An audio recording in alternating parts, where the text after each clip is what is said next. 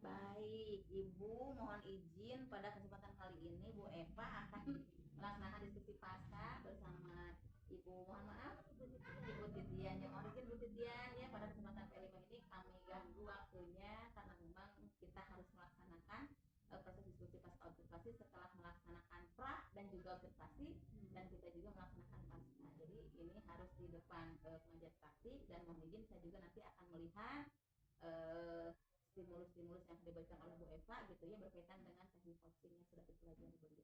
Bu Eva mangga bersama Ibu Titian. Oke, Bu Titian ya, sudah menyita waktunya. Di sini saya menjadi seorang coach dan Bu Titian sebagai coachnya. Apakah saya ajukan beberapa pertanyaan? Bismillahirrahmanirrahim. Gimana nih Bu Titian perasaan hari ini? Hari ini alhamdulillah baik. Alhamdulillah baik. Setelah tadi pembelajaran di dalam kelas, observasi tadi, gimana nih perasaan Bu Titian? Perasaannya senang karena kan ada beberapa hal-hal yang berbeda dari pertemuan sebelumnya juga. Boleh tahu Ibu hal-hal yang berbedanya itu di mana Ibu?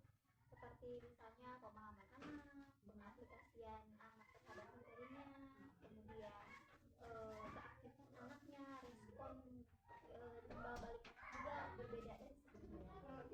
Dari tadi respon, terus perhatian anak, kira-kira di dalam kelas Ibu tadi yang menurut Ibu nih rada-rada berat ini hari ini tuh, kira-kira di mananya?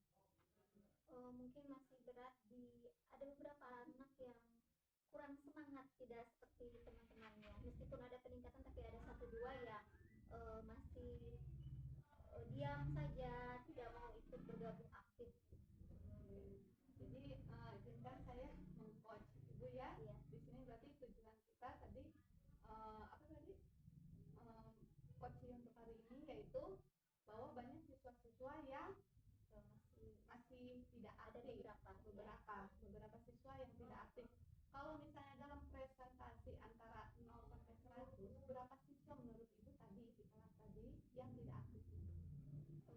Kalau yang saya lihat dari pertemuan sebelumnya itu sudah mulai menurun. Dari sebelumnya 30%, sekarang mungkin hanya sekedar 15% saja, antara 2 sampai 3 orang yang tidak aktif. Iya. Oke, berarti ada kemajuan dari sebelumnya. Iya. Nah, menurut Ibu apa sih trik-triknya biar menjadi anak-anak aktif di dalam kelas? Di pertemuan sebelumnya saya menggunakan ice breaking satu kali, yaitu di awal pertemuan. Iya. Nah, ketika sekarang itu saya menggunakan ice breaking yang berbeda dengan yang kemarin, namun ada penyelipan ice breaking tidak terlihat seperti games ataupun permainan yang lainnya, tapi saya selipkan di tengah-tengah pembelajaran, jadi anak-anak tidak merasa bosan. Iya betul ya Bu ya. Jadi biar si anak gak merasa bosan, memang kadang-kadang kita butuh memberikan ice breaking.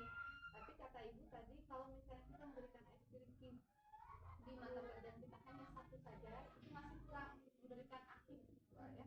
Berarti harus beberapa ice breaking seperti itu. Nah, terus bagaimana tadi setelah siswa menerima ice breaking dari Ibu? Apakah senang atau bagaimana? Siswa senang, siswa aktif, dia bisa menangkap, terutama ada beberapa model di pembelajaran ini, model pembelajarannya dirubah seperti yang kemarin. Di model pembelajaran yang pertama kan saya menggunakan discovery learning, anak-anak belum mengetahui terhadap apa yang akan kita pelajari. Nah, kemudian di pertemuan yang sekarang itu kita menggunakan project based learning, sehingga anak-anak sudah mengetahui tentang hasil dari project yang sudah diberikan, sehingga ice breaking yang diselipkan melalui mata pelajaran di tengah-tengah pelajaran, mereka itu seru dan antusias gitu. Hanya mungkin ya ada 2 atau 3 orang yang masih kurang semangat untuk menerima. Kedepannya nih, biar satu kelas itu jadi tidak ada lagi 2 atau 3 orang lagi yang tidak semangat, kira-kira gimana nih Bu kedepannya biar semuanya seluruh kelas itu ternyata semangat? Mungkin penyebaran kelompoknya nanti yang saya rubah, kan yang biasanya saya di awal itu membiarkan anak-anak memilih kelompoknya sendiri.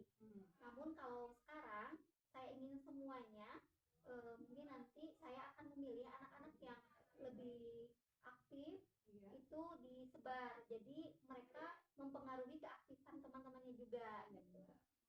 Benar ya Bu ya, kadang-kadang kalau misalnya si teman memberikan positif, hal positif atau keaktifan, maka akan berdampak dengan teman-teman yang lainnya, maka teman-teman yang lain itu jadi makin semangat juga buat menerima materi dari itu. Kira-kira nih, kapan Ibu bakal melakukan itu? Apakah mulai besok, mulai minggu depan, atau mulai bulan depan kira-kira? Kalau untuk pembentukan kelompok itu sudah mulai, pertemuan selanjutnya sudah saya berikan kelompok. Namun kan di sini kita harus memberikan proyek dulu ke anak. Jadi ada ada perangsang dulu buat anak gitu ya, merangsang untuk dia tuh aktif gitu. Jadi nanti Ibu akan memberikan suatu perangsangan dulu, stimulus dulu buat siswanya. Setelah itu hal ini akan Ibu laksanakan di pertemuan selanjutnya. Untuk pertemuan selanjutnya nih, saya ingin lihat nih, kira-kira apakah bisa sampai 100% anak-anak aktif atau masih ada 2-3 siswa yang masih tidak aktifnya, seperti itu. Terima kasih Bu.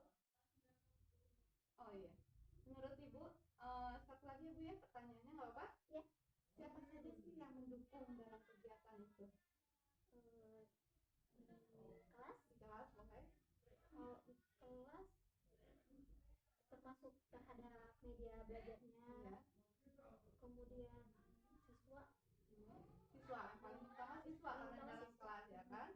Terus kalau misalnya nih pasti kan kadang-kadang butuh juga kolaborasi dengan pihak-pihak, misalnya kepala sekolah atau bahkan sejawat. Kira-kira di dalam pembelajaran tadi yang seperti Ibu katakan, apakah butuh kolaborasi atau tidak?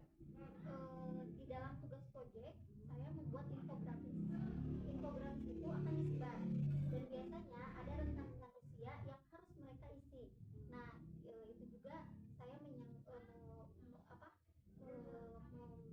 memberikan tugas kepada anak untuk memberikan infografis itu terhadap guru yang rentang usia sekian dan sekian. Jadi seluruh stakeholder di sekolah juga berpengaruh terhadap pembelajaran ini. Ya, terlibat. Kalau dari kepala sekolahnya ada dukungan gitu ya? Oh iya, terutama beberapa kepala sekolah terhadap media pembelajaran yang sudah disediakan oleh sekolah, kemudian fasilitasnya, kemudian terhadap